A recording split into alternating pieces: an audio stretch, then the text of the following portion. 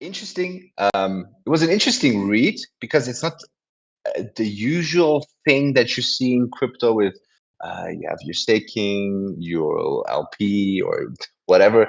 You have basically I hope that's a fair summary, but it's basically a project, a token where you have two sides to it. You have the business side and you have the token side. Um, the business side is designed to pump and push the price of the access token. The services they're providing on the business side are diverse AI marketing and marketing tools and different applications. Those marketing tools are ranging from shilling bots for Telegram, shilling bots for Twitter, other applications they have, which are some of them are free to use, some of them are not, I believe, are the community support management bot and also the Access Boost bot, which is just designed to run your community as, for example, your usual Discord bot in that sense, but of course powered by AI. Then, of course, they provide multiple different marketing services for Twitter and TikTok and YouTube, Facebook, you name it, all the social media platforms, they are out there. And as I said, those paid services are designed to buy back the tokens of the Access and create a nice push on the chart. And yeah, that's I believe a very short summary. I don't want to take away too much from that. I hope you're gonna go more in depth in that.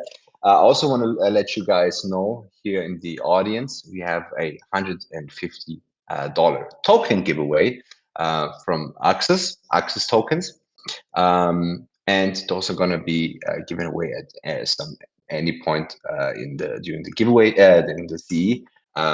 And of course, as you know, we love to see you engage, ask questions, and for that you have the community questions channel. So yeah, that's enough from me. I'm going to jump off now, and I hope everyone enjoys. Thank you, David. How you doing, Chris? I'm good, mate. Thank you very much. How are you? I'm good, thank you very much. Looking forward to the conversation. Interested to hear a bit more about what it is that you guys do. I have to apologize first and foremost because apparently somebody was very offended with our music, our wait time music. And we've already passed that on to the gentleman who implemented the music for him to up his game. So, Chris, Access, there are going to be people sitting in the audience that might not necessarily know what you guys are about, especially those that spend a lot of their time on Discord and not necessarily Telegram. Could you give us an overview of what it is Access is all about and what you guys do? Yeah, right. UXOS is basically it's a groundbreaking platform that combines cutting-edge AI tech across a comprehensive multi-tier ecosystem. It was basically created because we was born in the bear market, and obviously everybody knows about the bear market, so I won't go into that. But one thing that we noticed with projects that was launching during this period was they were struggling massively to create organic communities. So UXOS was built as a platform that it's all integrated with AI, but it's widely accessible for people, regardless of budget. We have some free utility, we've got very cheap utility, and then obviously we scale up to the clients that have got big marketing wallets, basically. But all our utility is designed to help developers manage and create strong organic communities. Mm-hmm. And that's what we'll talk about tonight. Great. First question is going to be why AI? To create organic communities, there's going to be some people that say, well, is AI or the use of AI going to be the best way, as a non-organic method to create an organic community? Why did you guys feel that would be the best direction to go in to implement what it is that you wanted to implement and to fully support, projects, groups, whoever it might be, in the organic manner that you're hoping to do so? Yeah, well, I think we've all seen how cryptocurrency space has evolved recently. Especially with the bear market, I feel like influencer-driven marketing with little support and the get mixed with like the get-rich-quick mentality have taken a toll on projects and building communities. And then, I mean, I'm a developer. I've been a developer in the space for a few years, and I see it with other people who I know, and they often find themselves torn between building the community and actually working on their projects because everybody's in this like chasing green candles sort of mind frame. So if they're not going out and like throwing thousands and thousands of dollars at influencers and there's not a continuous green pump, then I feel like the real projects are actually suffering. And we've seen that ourselves. So that's why we started UXOS. I mean, we've evolved massively over the 10 months that we've been alive.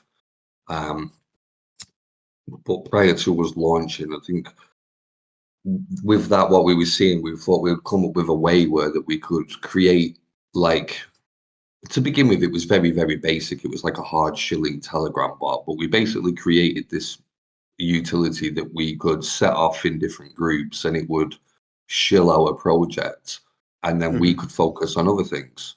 And we did a stealth launch. I think it was like 3 days before Christmas last year. Probably a really bad time to launch a token. But we did that. We opened a Telegram group. There was me, Stefano, my co-dev, who's unfortunately not with us today, and Rosebot. And we set our little Telegram bots off and we just slowly started accumulating members through the tech. I think on Christmas Day, I woke up, we started with a $245 LP. And I woke up on Christmas Day, we'd done absolutely no marketing apart from just letting our utility go to work. And we'd gone to $120,000 market cap. Nice. Then we retracted a bit, obviously, as you do. I think we went down to about 30. And then a couple of days later, it was New Year's Eve on a weekend. Holiday weekends, usually low volume. We broke 300,000. And since then we've been up and down, but we're in a real big development phase at the moment where a lot of our utility is getting rebuilt from the ground up so we can scale it out easier, much easier, and making big improvements to everything. But it's again, the reason that we're doing it is it's to take the stress off the developers. If we can automate things and you can manage them as a developer, it's much easier just clicking a few buttons and targeting like the correct demographics that you need for your long-term project without just fully focusing on that. Because then otherwise, wherever you are, if you've not got a big team, which a lot of crypto projects don't have, if you're focusing on one thing, something else is suffering. So we want to build a platform that's accessible for everybody, that can manage the socials, it can help build a community, keep all the engagement rates going up, and effectively spread the word, and do it in a cost-effective way that brings the right people, rather than just throwing thousands of dollars at influencers who won't bring the right demographics and they just bring pumps and then dumps. So it just helps the longevity of the project and that.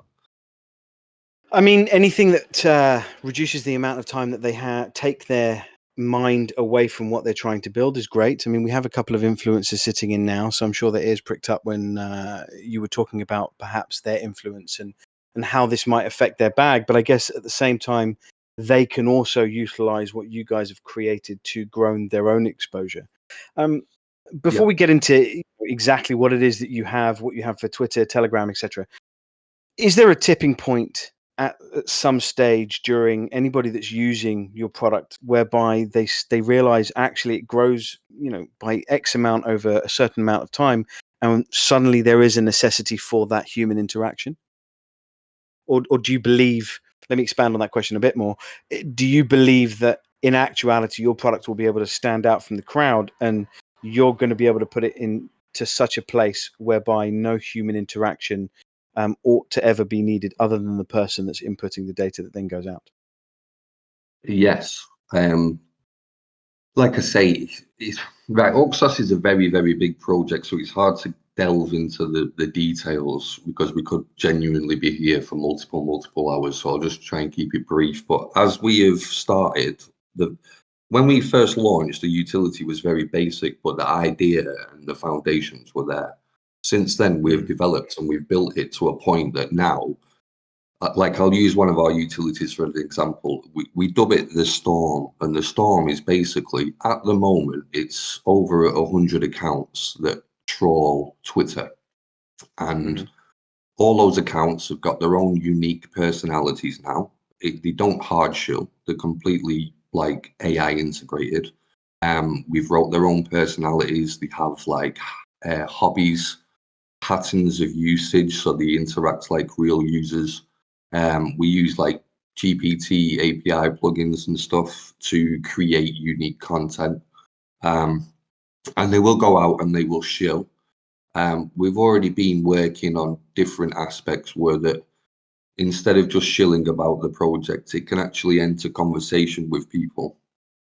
So say it finds somebody's tweet, it will comment and extract data from that tweet basically and engage a conversation. And then it will still shill what we're telling it to shill, but it's like very passive. It's not just a copy paste. This is the chart. This is the website. And then our other utility has already got the capabilities that you can converse with it and ask questions and hold a conversation with it. So we're getting all of that onto like the shilling army and stuff like that. So eventually we will get to a point that after we have built a portfolio for the client and built a database for them, then there will be no real need for human interaction. Like it's like creating an army. You've got to imagine that we are building an AI army. We're going to aim for 1,000 accounts, which will give us the capabilities to do 2.8 million tweets per day. That's where we're heading up to. So as far as like the human interaction beyond that, I mean, obviously you're building a community. We're not replacing a community, but the idea is that the community interaction that you need to get off the ground, we emulate that on such a level that we become very, very influential. Like we can get hashtags trending on Twitter and stuff like that very easy for a fraction of the price. And then we've got other utilities that we can place inside those communities. Like we've got UXOS, which is our AI integrated moderation bot. You can have a joke with that. It's got loads of cool features. And then we also do stuff like our raid bot, UXOS raid bot, which is codenamed TS5K. That one is an integration between Telegram and Twitter that real users. So when you're building your community, this raid bot posts raids every hour and people can click on it and it still has AI in it. It will pre-populate a tweet for them, a unique tweet that they can simply just post. So you can do 6 raids in like sub 20 seconds with completely unique content specific to that project. They don't need to think about anything. It's very little effort, but that bot it gets the community engaged. It has leaderboards on it, so you can see who's supporting the project the most and things like that. So it's all just about engagement constantly. And I will get to engagement, and of course, I'm going to ask you how effective it is at getting that engagement and what kind of growth these communities are seeing. One of the main questions I'm sure you've had plenty times, and we'll ask it here, is how do you, for the human side of this bot, how do you have it display things like creativity and emotional intelligence? Because these things are very hard to replicate. You know, discernment, wisdom, those kind of interactions built into the connections that they're having with real people. What are you guys doing to ensure that your bot is as human-like as possible? Yeah, that's a good question. We haven't really got that deep into it with like wisdom and stuff like that. Obviously, we've got parameters. Everything's parameter driven. So it's not like say if our bot is talking to you and discussing even UXOS, say you've come across us on Twitter and our bot is discussing it, it will tell you to like do your own research and stuff like that. It's not down to the point where it's just trying to force stuff down your neck. If we go back to the profiles, like some of them we have will write funny things and other ones will write more technical stuff. It's all just to do with the personality profiles that we build for the bots. Okay, so you're writing the personality profiles. Do the people that are using these bots, do they have, or are they able to have an input into the personality profiles? Yeah, they do. Yeah. When we're hiring out the storm, if we're going to talk about that, we've got a dashboard that the clients can log into. They can change all like the searches, what the bots are searching for, information about the project and stuff like that. But everything from our end is also governed by humans, like me and the rest of the team. We look over things and make sure that nothing can be abused. Our bots have got um, again, parameters that don't allow things like gore, violence, nudity, stuff like that. And Right. we also vet our clients. Like obviously it's DeFi. There's certain things that you can't avoid, but obviously we don't want to be associated with like scam projects and stuff like that. So we also do our own research and we also vet projects and things like that to make sure that everything's as legit as it can be. Because at the end of the day, we're building a brand that not only works, but we want it to be like seen in the space as something that's solid and trustworthy. So you know what you're getting with your services. They're all very transparent. You can see all the effects of it and everything. You can control what you want to an extent. But if somebody sees that, say, UXOS is pushing another token and they're a client of ours, then it gives you that confidence in the brand. Right. When you say vetting, I wanted to get to this a little later down the line, but now that you've mentioned it, I'll bring it up now. When you say vetting projects, one of the big things that kind of went off in my mind when I was reading about you guys is, of course, that this can and inevitably will, it isn't a case of maybes, but, if and when it will be used by someone who isn't necessarily entirely legitimate, which puts you guys, I suppose, in a bit of a difficult position whereby you don't want to not allow people to use you don't want to vet too much and not allow people to use your product, but at the same time, as you say, you want to ensure that people are vetted to a point where you for the most part know that they're not going to be doing something nefarious. How far do you take that? Certainly people that are going to be using your product might not want to be associated with something that might be used for that purpose, and on top of that, investor having trust in what it is that you guys are doing and knowing that when they're speaking to your bots, they're not going to be speaking to someone who's trying to kind of pull the wool over somebody's eyes. Yeah. How are you mitigating against that? And what kind of process does that look like? Yeah, well, we're doing the basic things basically. So we'll start off with like KYC and contract auditing. We require clients who we don't know to be KYC'd with a reputable firm. If they're not audited, we have a partner who does security scan checks on them. Another thing we're actually building, which nobody knows about, even our community at the moment, but I'll drop it here. We're Please actually do. we're building a full AI integrated token scanner. So it can look in the contracts for like nefarious code, things that could be detrimental and things like that. Right. So we just go through the basic foundations as you would if you was a serious investor looking to invest in things. Make sure the team's KYC'd and that there's nothing that shouldn't be there in the contracts. Right. And And you are correct. Like it will undoubtedly happen at some point.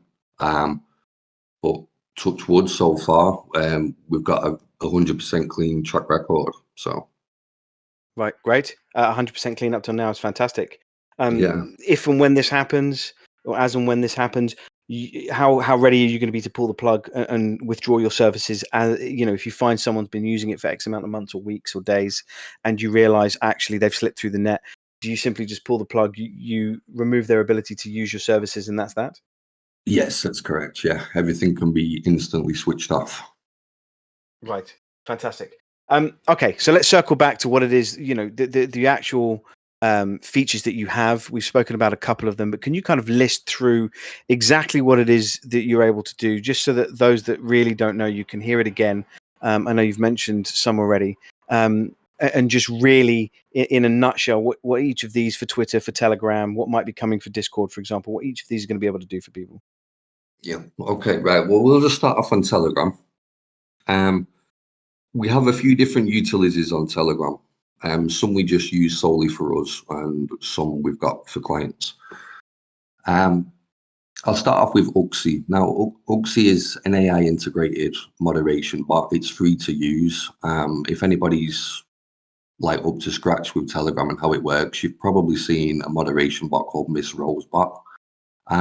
We've got all the features of that plus more. It's fully AI integrated. You can generate graphics through the bot, have fun with it, converse with it. It'll tell jokes. It roasts people. It just keeps the chat live. And it's also, as from a developer side of things, it's very handy to have because you can put all your filters in there. You can lock the chat, ban people, delete messages, usual things. So it's just a nice tool to have that increases community engagement.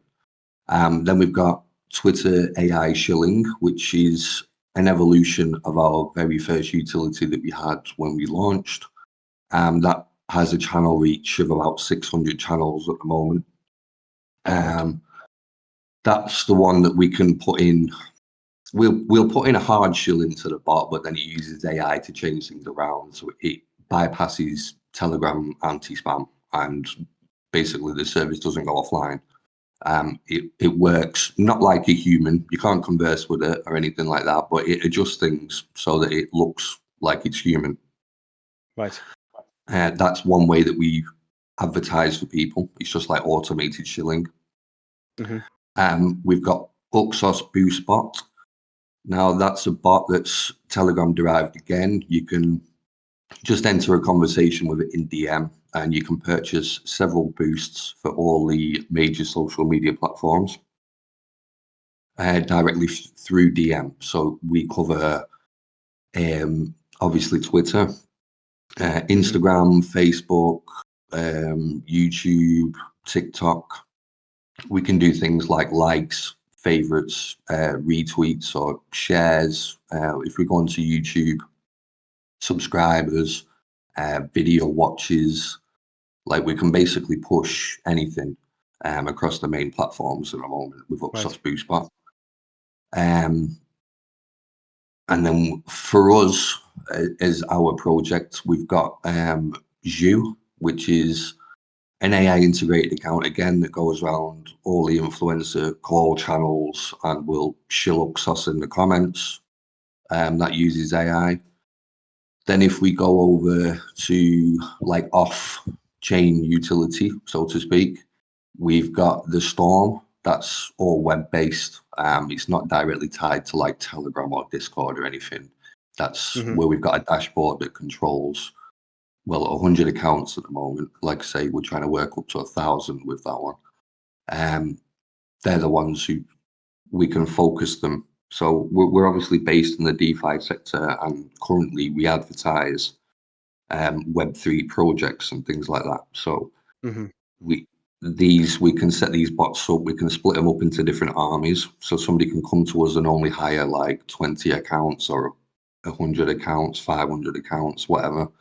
And we can give them information, and we can set the parameters to go out and target the demographics. So we can search for hashtags like BNB, crypto trading, stuff like that, and it'll go out and it engages with people. Now we find that even on the level at the moment that we have with it, it has a good impact because it's directly engaging with those targeted demographics and leaving notifications on their account. So when it shills to somebody, obviously that person that it shilled to will get a notification on their app that this account has commented on their tweet or replied to them. So you've planted the seed there because it's more direct. So you almost guarantee that they're going to be like, what have these said? And then they read it, and then the job has been done then. So it's very effective in that way, rather than paying for promoted tweets. We bring that direct interaction and leave notifications on hundreds and hundreds of people's accounts. So it works a lot better that way. And then off the back of that as well, these bots will also drop hashtags in. So we can get hashtags trending, which is, it's obviously a good thing, because if you're trending on Twitter, then a lot more people is seeing it. But with it having that interaction as well, they all work with each other and they will boost each other. So if they see each other posting, they don't only just comment to each other, they'll like and retweet stuff. So it's all about insights and driving up insights. And then, I forgot about TS5K on Telegram. We've got another bot on Telegram called TS5K. I touched over that before. That's an AI integrated raid bot. The idea behind that one is it organizes raids, which is obviously a community building and engagement thing. Every hour on the hour, it will post a raid with some of the top influencers on the Twitter space. It gives 6 links. You basically click a button, it will generate you 6 unique replies for the project. So say if you come into our Telegram and you see our bot, it'll post on the hour every hour. It pins for the first 10 minutes, so you can easily find the post. Then it'll delete that pin but leave the original post there. Users can just come in, click generate AI links, AI replies, sorry. Then the bot will give you your 6 AI links, and you simply just click raid link 1. It takes you to the app, to the post, and pre-populates a unique shill for you for UXOS.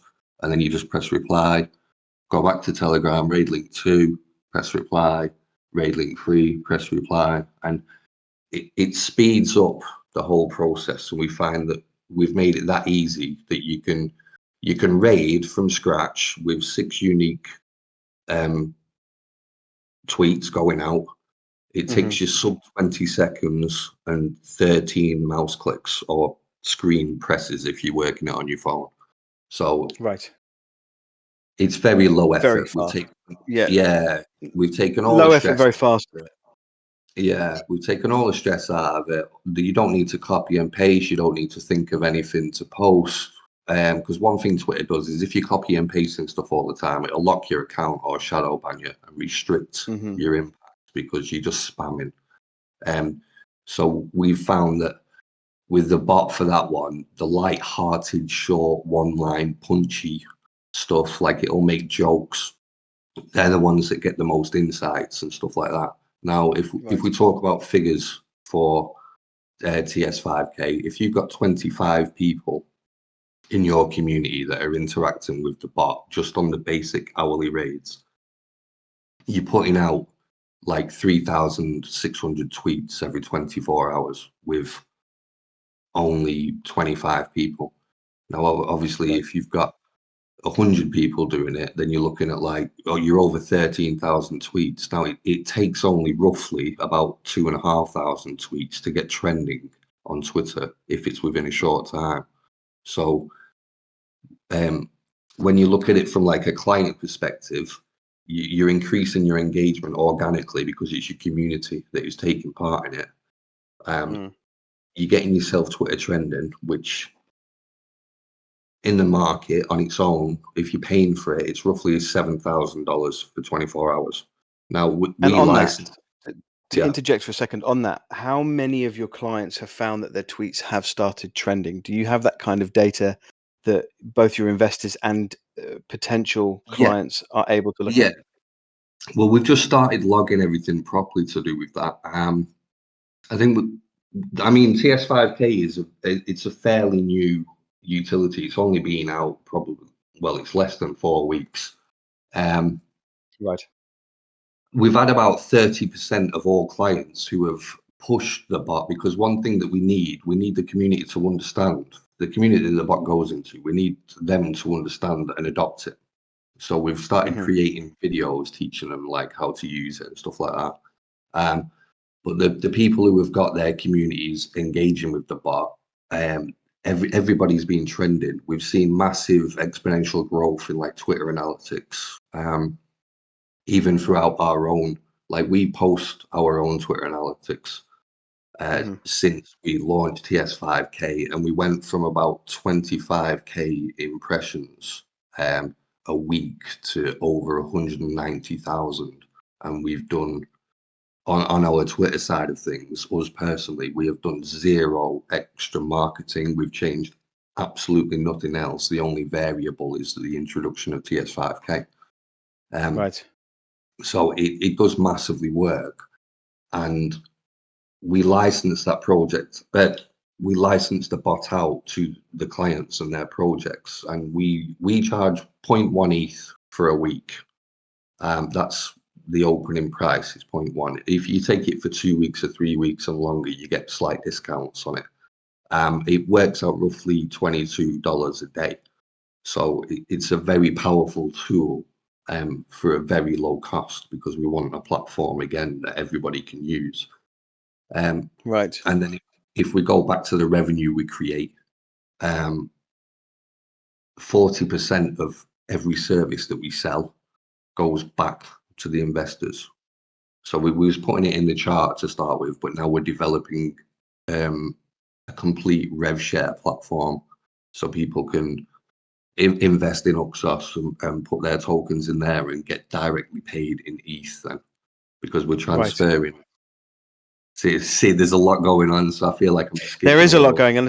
I mean, Yeah. we like you said, we could be here for a good few hours, and we will get on to how, because obviously everybody listening here is, as much as they're interested in hearing, how fantastic these bots are, they also want to know where they can make money and where best to put their money. So we will get on to that.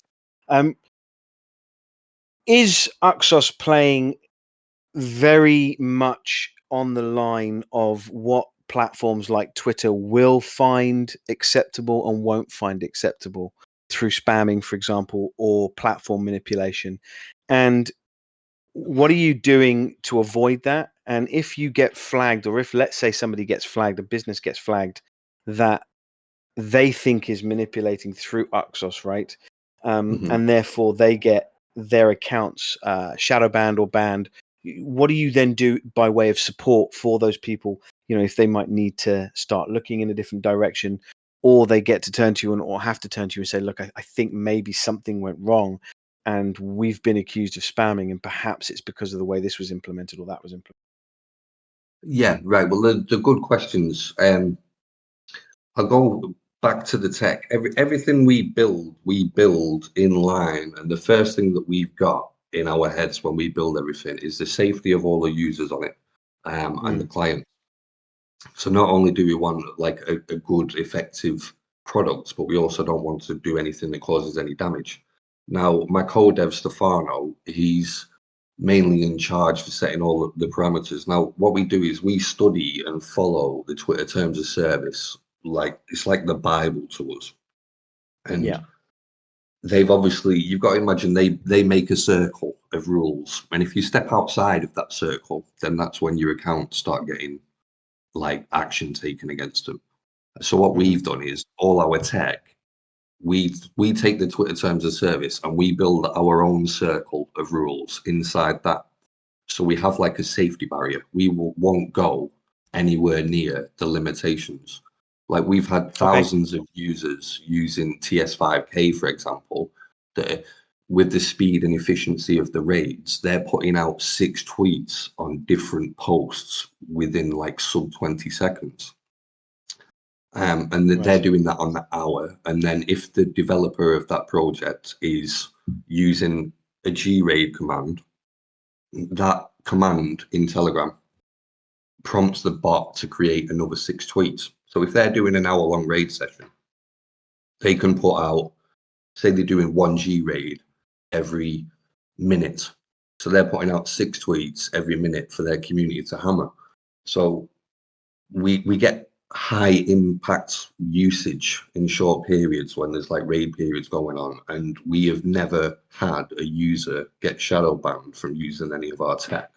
And then when we look at the clients, we've never had a client have any interaction with Twitter, like suspending their accounts or shadow banning them or giving them any warnings. Everything that we've done is safe, and that's paramount to us. So I can't say like what level of support we can give, because we've never got to that, and I hope we never do, because everything we do, it's within our own constraints, inside the constraints of the terms of service of Twitter. So we make sure that there is no grey areas and we don't breach anything. Great, and that's reasonable pushback. And I hope it never gets to that. Also, but of course, with the way Elon Musk changes his mind, and Vitalik Buterin being hacked yesterday, anything can happen in this space. It moves at a rate of knots. So I guess you guys are always monitoring. Now, this is going to be this isn't a criticism; it was an observation, and I'm curious to hear your thoughts on it. You've got these wonderful bots that are able to get all of this good engagement. They're able to get all these eyes on. But I noticed that your Twitter and your Telegram aren't necessarily the biggest communities I've ever seen. You've not got the biggest following. So I found it curious as to why you've not focused your efforts on your own platforms first, to then say, well, this is what we did for ourselves. Now this is what we can do for you. Yeah, that's a good question. I mean, when we look at our Telegram, me personally, I think our Telegram community is quite large. You are correct with the Twitter side of things, and I say the same thing to every client that asks this question, because I do get asked it. I get asked, well, if your services are that good, like, why has your Twitter account not got 20,000 followers and stuff like that? And then my answer to them is that we're very young, and the services that we provide obviously have overheads. So I can't, at this moment in time, we don't have, because we're paying out for obviously development and things like that. We don't have a surplus like marketing wallet that is just going to pay for these costs. I mean, some of our clients come and they purchase $5,000 Twitter strike packages, which operate over 5 days. So that's $1,000 a day. Now, obviously, we do make profit. That's why we're here. But even at our running costs of those services, well, I can't afford to be running that 24/7. We do have spurts of it, but we tend to use our community itself in growing. So we don't like it is. That's what it comes down to. It's all financial, really. We don't have the money to be throwing at it. If I had $1,000 a day to be doing it, then yeah, you'd be looking at a Twitter account that'd probably have 1 million plus followers. But we don't. We would rather than boost our own social medias and things like that, we would rather work on the client base and use the money that we create and bring in the revenue. The majority of it goes straight back into the project, not only back to our investors, but in the form of building the ecosystem further. We're constantly developing things, so that's where our money goes at the moment. As the development phase is like scaled out to a level that we're happy with it, then we're going to start, obviously. Then that's what we'll do. But it's like the Storm.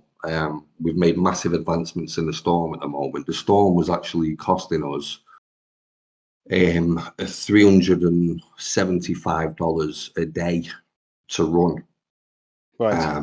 So we was only putting that out for clients who had the money to pay for it. Like, we don't have $375 a day just to have the service sitting there running for UXOS. But we've just created a whole new platform for the Storm, and we're bringing out V2, and we're going to put V2 into different categories of storms. So we'll have category 1, category 2, all the way to category 5. We're on category 1 on V2 at the moment, but we've just implemented a way that massively reduces our running costs to the point that not only can we scale it out more, but it's going to cost us roughly $375 a month rather than a day because of all the API Right. charges in it. So Yeah. again, like, we are very young. It's a very long-term project, and as the old saying goes, Rome wasn't built in a day. We've got a lot was going not. on. Yeah, we've got a lot going on, but everything we're doing, it's for the benefit of not only our projects, but for all our clients and stuff. Because if we can bring our running costs down, then the service costs reflect that, and then that opens up the doors to obtaining more clients because it's more accessible for everybody for the blue chip tech that we produce. So Right. that's the reasoning behind that at the moment. It's Okay. simply running costs. Fair enough, and that's a reasonable pushback. And of course, you want those running costs to be reduced, not just for the clients, but also for investors, because that will bring more people in. So let's talk about the investors, and let's talk about where they can earn through you guys. Why would it be? Why are you saying it's beneficial to start looking at your token? What, if any, utility does that token give to the investor, and how is it that they can expect to start making money through you guys? Yeah.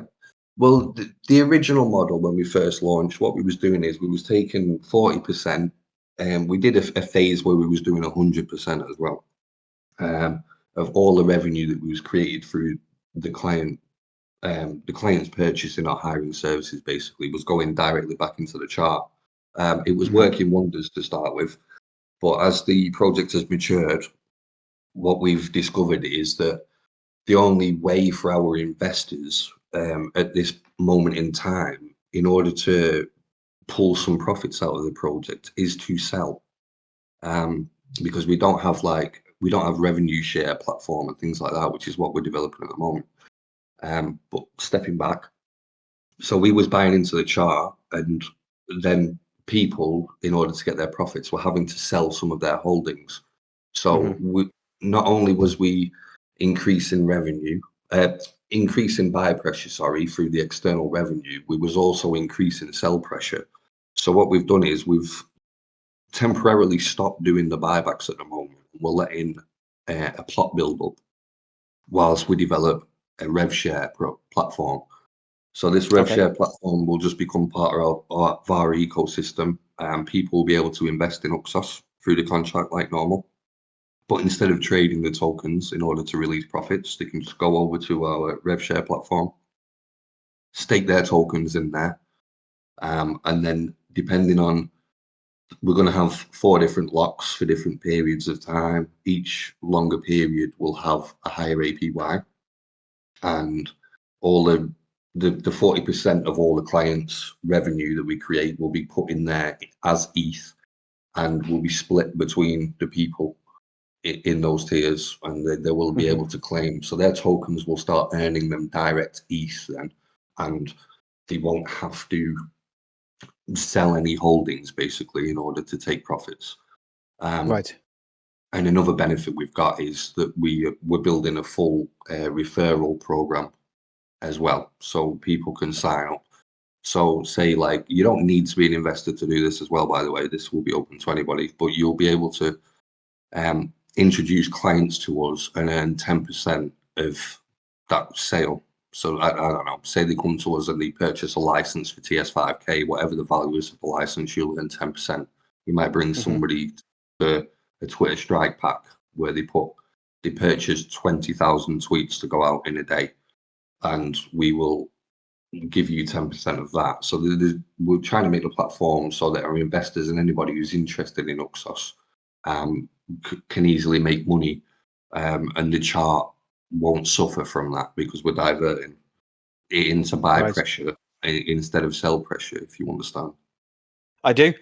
Will you be encouraging people by way of perhaps discounts to use your services in order to shill their referral links?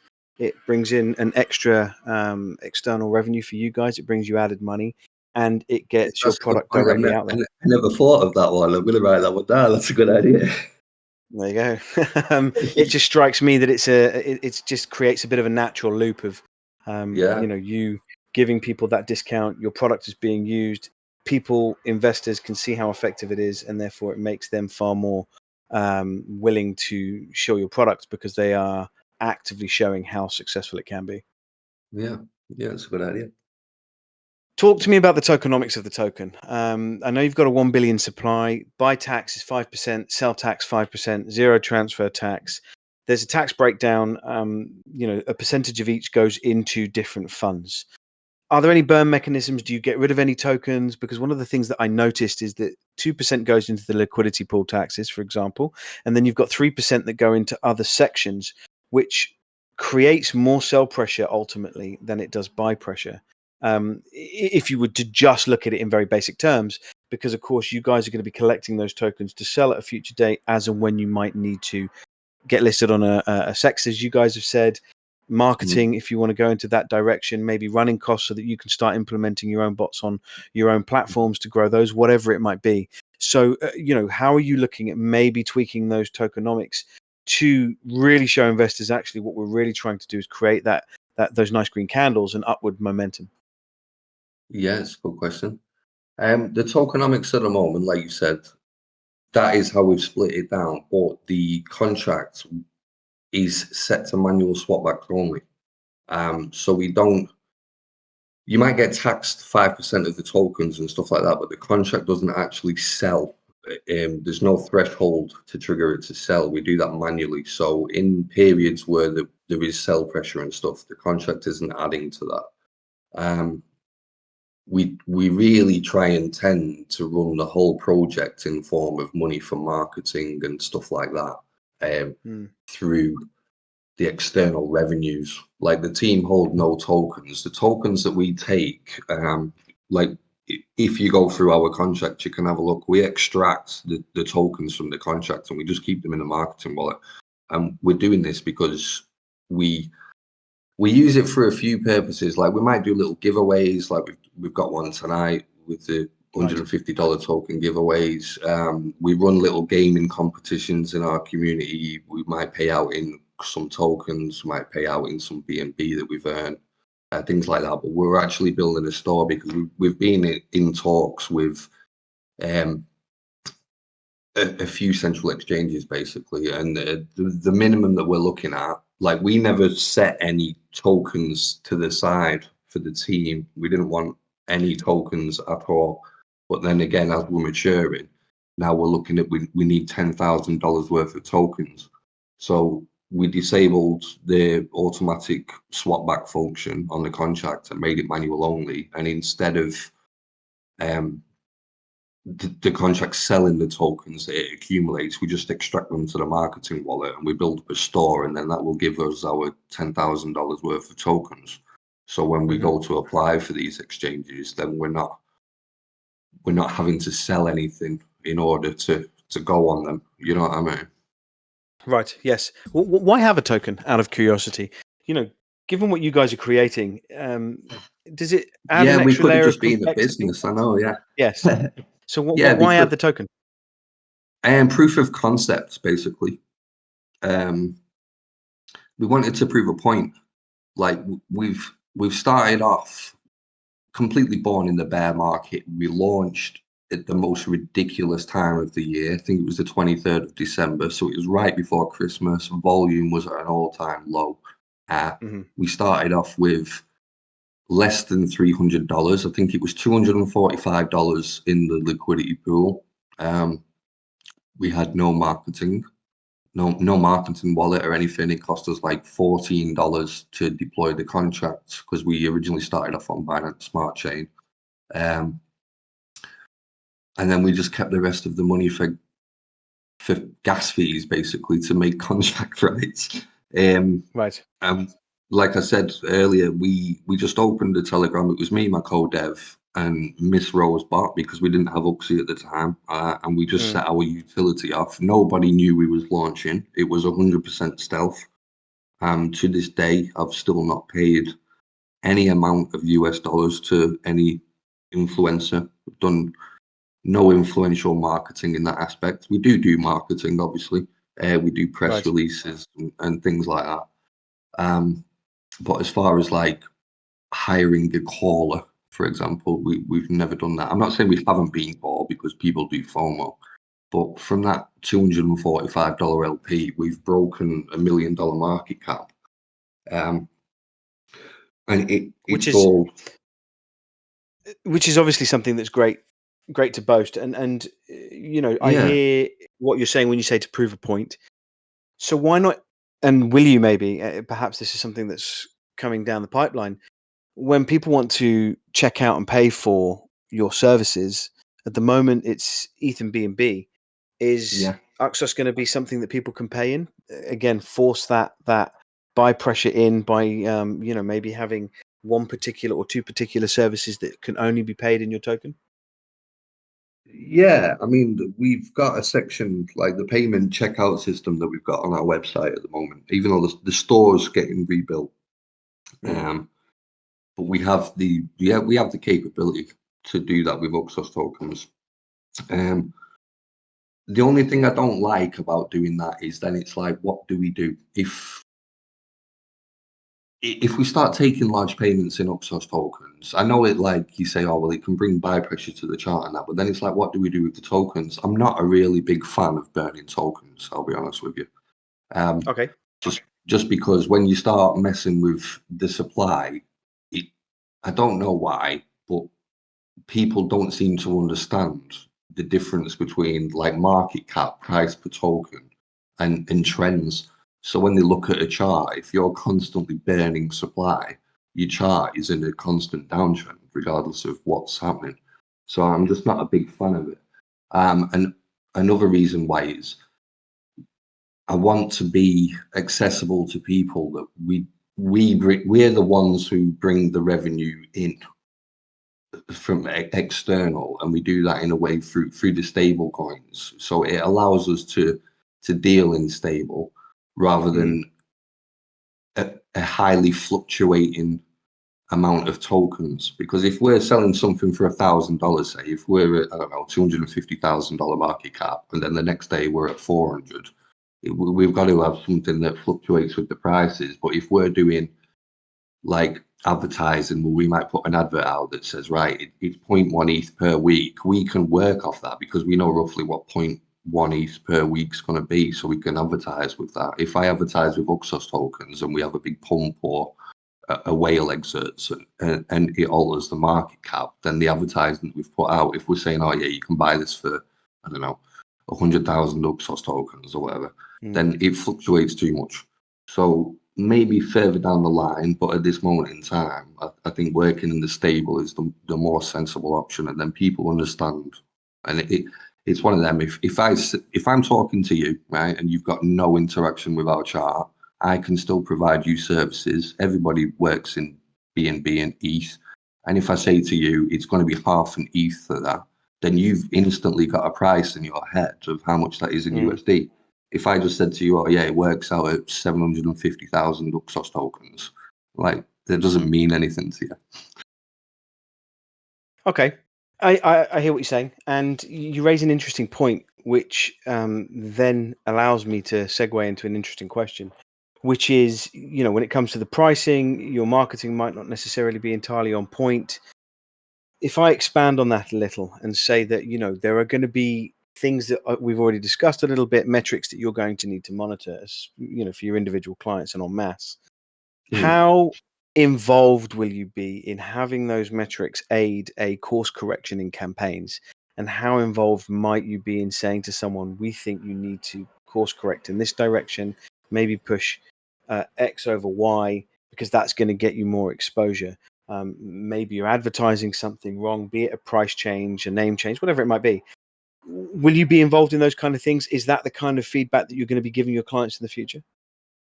In the future, will be, yeah. I mean, at the moment, we're mainly focusing on, like, we're in the business of eyes, so we focus on insights. Now, this is why our tech, when you interact with our tech, it will ask you for certain prompts, so it can collect the data that it needs, but then it will write its own format, so to speak, ones that we find help with the algorithms and things like that. So we kind of babysit clients through the process. there's not really anything the client has to do. Like, they just provide us some information, and then the AI basically does all the hard work, and we'll format it out in a way that we've been watching as we've developed. Mhm. And we track all the insights. So we already give like pre-formatted like shills, say, if the bots are going out shilling, they shill in a way that we know increases the algorithm and brings the insights, because that's what we're about. It's about the exposure, basically. Okay. In terms of exposure, are you coming to Discord? Is Discord on the cards? I'm not a massive Telegram fan. Yeah, I understand. Yeah, it So you is. know, this is our realm, and we love it dearly. So yeah, will you be coming to us?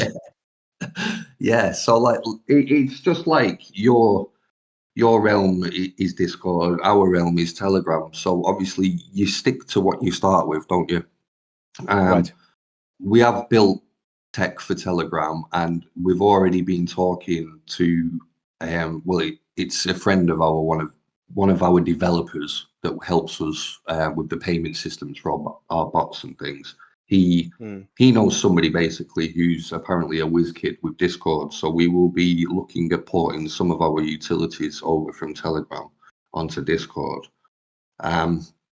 We've also been questioned about if we're going to bring anything onto WhatsApp, because there's some people use WhatsApp groups and things like that, but that's an avenue that I haven't looked. But as for Discord, our utilities will start showing themselves on Discord. Yeah. Right. Great. What kind of growth do you guys foresee? I mean, I've had you here for an hour now, so we'll start to kind of slowly wind it down. But what, in terms of your growth, where you're aiming for, I know you have a roadmap. I urge people to go and take a look at your white paper, to take a look at the roadmap, and what you guys are planning. But what kind of growth do you personally foresee for UXOS? Without sounding cliche, I genuinely believe that UXOS, the way we're building the foundations for it, and the way that we keep growing, and in the 10 months, which in crypto is a lifetime to be alive in, but we're still very, very infantile and very young.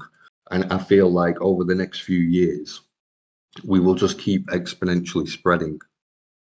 Our tech is already at a level as well. Like, there's so many things that UXOS can do.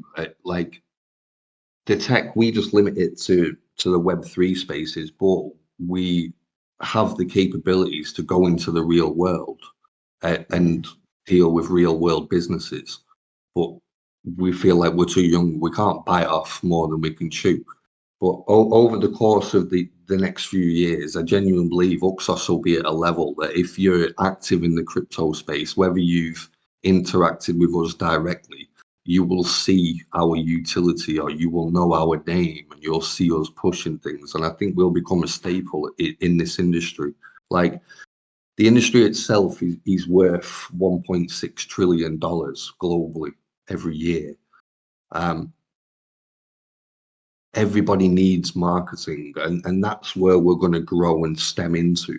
And that's the industry that we'll be entering. Now, we're building tech that nobody's seen it before. So a lot of people don't really understand or grasp it. They just think, oh yeah, it's some bots, that's cool. But it's not really bots. We're building like AI integrated accounts.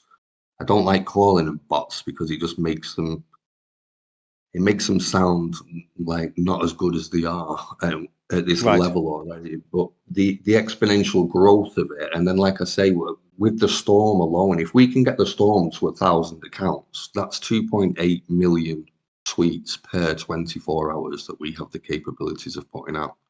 Now, again, with Twitter terms of service and stuff like that, I truly believe if we hammered 2.8 million tweets out, then the people at Twitter are going to go, what's going on here? and it was Right. probably going to be more detrimental than it will be good. But if we've got thousands and thousands of accounts that are all doing their own little things and just mooching about, then there's no reason why that we're not going to build the most influential powerhouse that anybody has ever seen in terms of that. I do genuinely feel like we will be unstoppable at that point. Which is obviously a very good goal to have. I mean, it raises, Yeah. and that would have to be another discussion for another time, but it raises so many kind of, and I'm sure you've had this debate over and over, but a lot of philosophical questions in terms of how Yeah. far you push AI, not calling it Yeah. bot and calling it AI, because obviously Yeah. bots and DeFi are, they go hand in hand, and not necessarily in a positive way. Yeah. The majority of the time, there's a negative connotation. Your Discord or your Telegram gets botted, your Twitter account gets botted, etc. And it gives a certain image. And I appreciate that you're wanting to buck against that, and you're saying actually our AI is not. It isn't a bot. It's far more sophisticated. It's far more well thought out. It just does raise the question.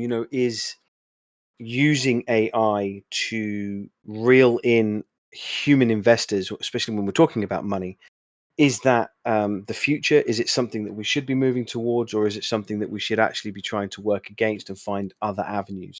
Of course, you're not going to want to work against it because this is what you're building. But do you have these internal debates? Do you have this debate with your team? Do you think about these Yeah, of things? course we do. Yeah, but the thing is with the industry and the AI industry, it moves rapid, and every industry in the whole world, regardless of what it is, will have some kind of AI integration. Like we see it all the time, uh, and marketing is no different. Mm, And we want to be at the forefront of it. Like there is there's a lot of good use case with it. I mean, obviously there's negative things, but there is with everything.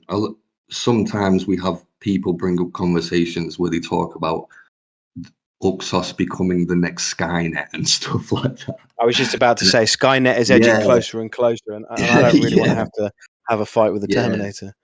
yeah, and it's one of them. Like there is a lot of philosophy behind it, but it's also inevitable. I do feel like, I mean, humans and technology, it goes to show everything we build in technology is always faster and easier and serves a purpose. And I think AI will do that. I think there will be some bumps in the road along the way. I don't think we're going to see a Skynet, but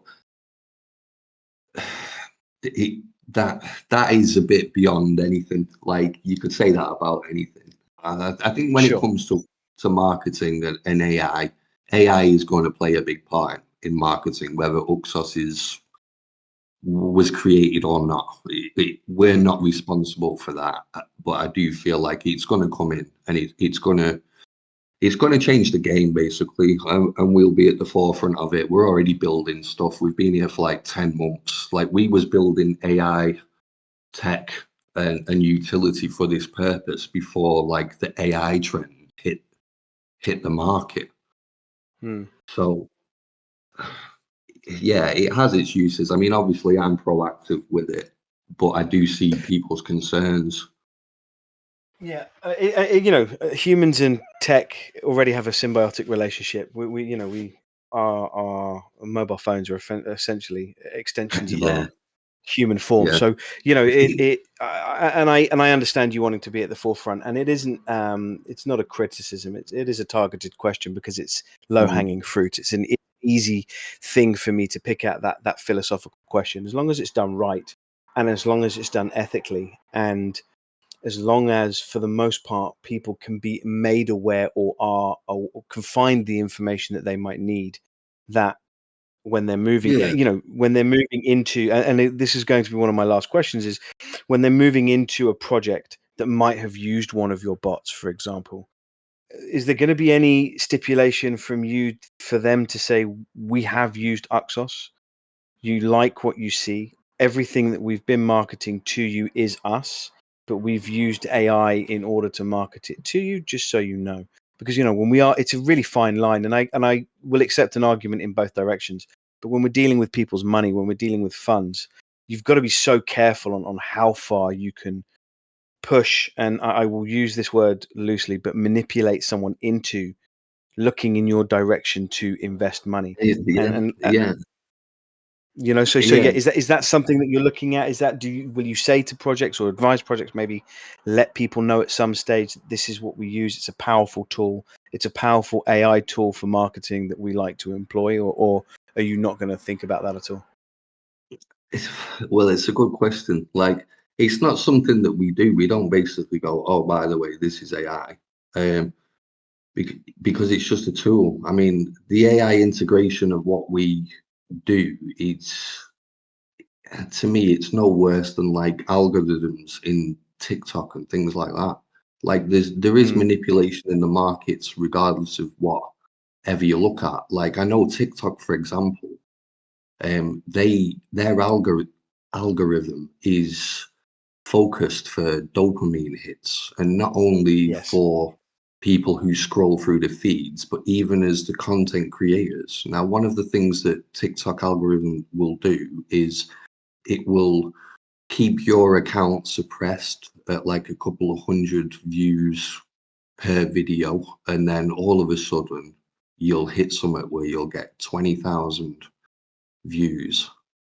And obviously, as a content creator, your dopamine receptors are on fire with that because that's why you're in the game. And then what will happen then is you'll start posting a couple more videos and it'll drop you back to 200 views or there or thereabouts. And then it'll start pushing promoted content basically. So it presses the content creator into spending their money to then push that video in order to get back to the levels that they've just previously experienced. So I mean, as technology advances and as these platforms come out, of course, manipulation is rife, and that dopamine hit yeah, that they are preying on is it's getting worse and worse, and it will always be around. It's just an interesting thought to have when it does come to certainly investments, and in particular DeFi, because it does attract a large sector of yeah, specifically young men who want to throw a bit of money at something and hope for that 1000x, and yeah, anything that is done that takes a positive step towards helping projects but also highlighting that AI can be a powerful tool, but it is still AI.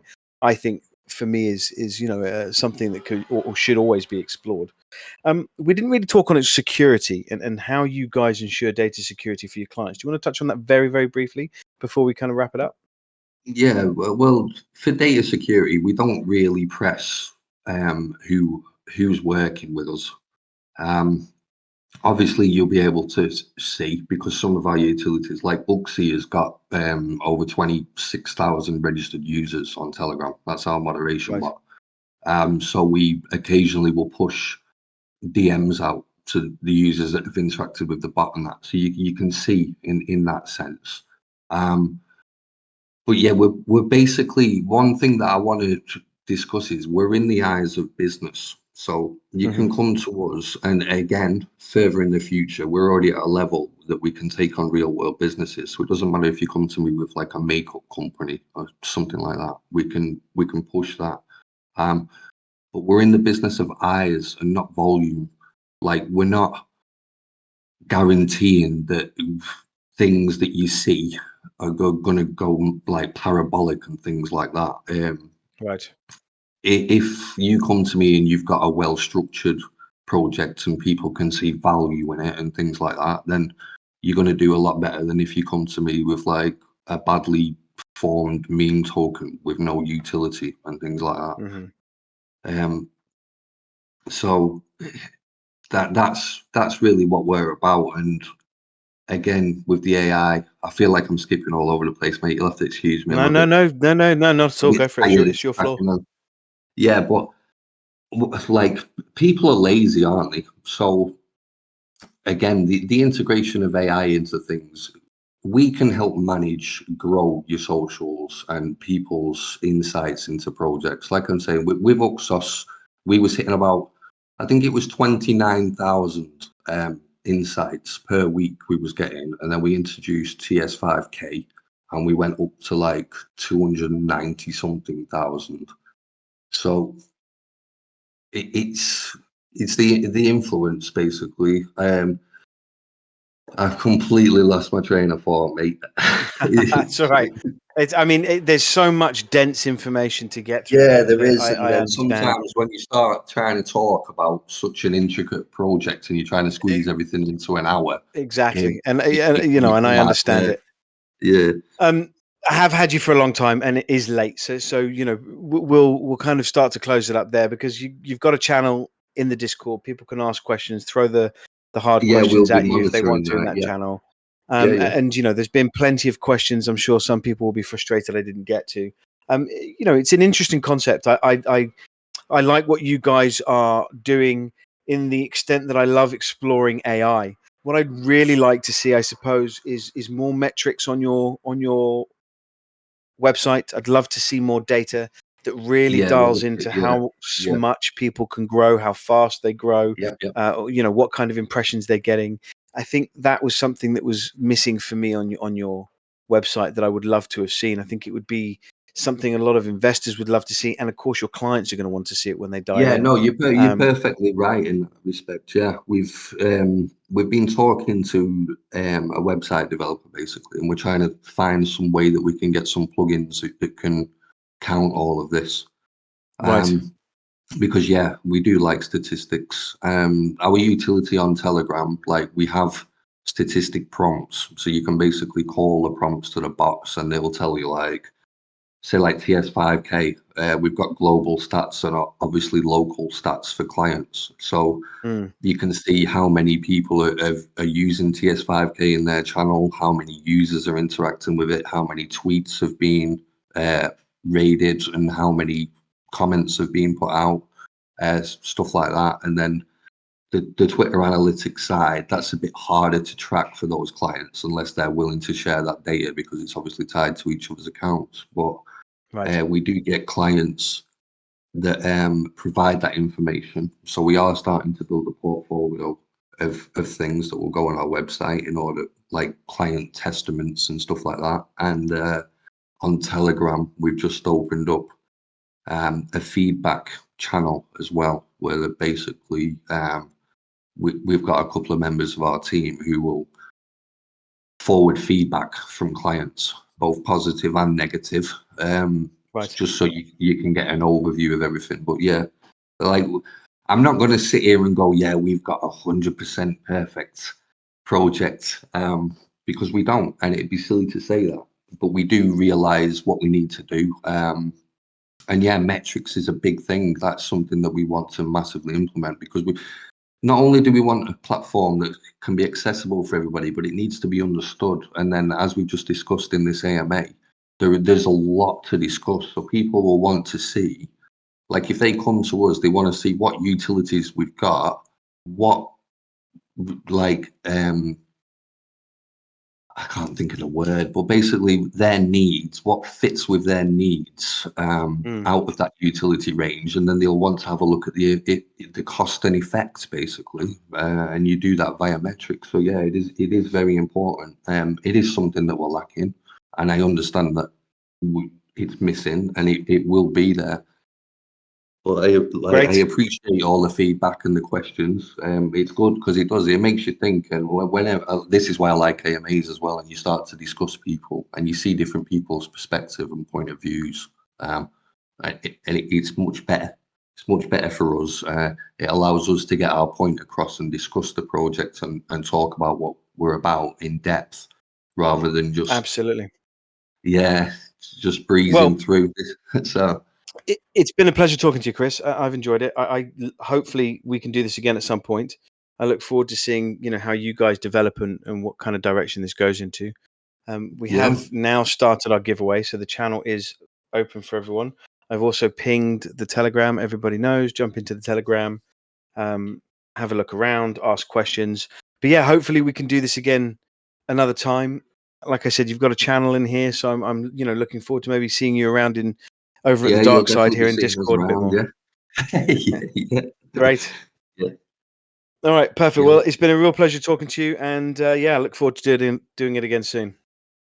yeah. You will do, mate. It's been a pleasure. Thanks for having us. If anybody's got any questions, like Mad Hat has just said, stick them in the sub chat that we've got, in this group, and we'll be keeping an eye on it. So I'll be answering all your questions there. Great. All right. Well, you take care, sir. Yeah, you too. Thanks very much for your time.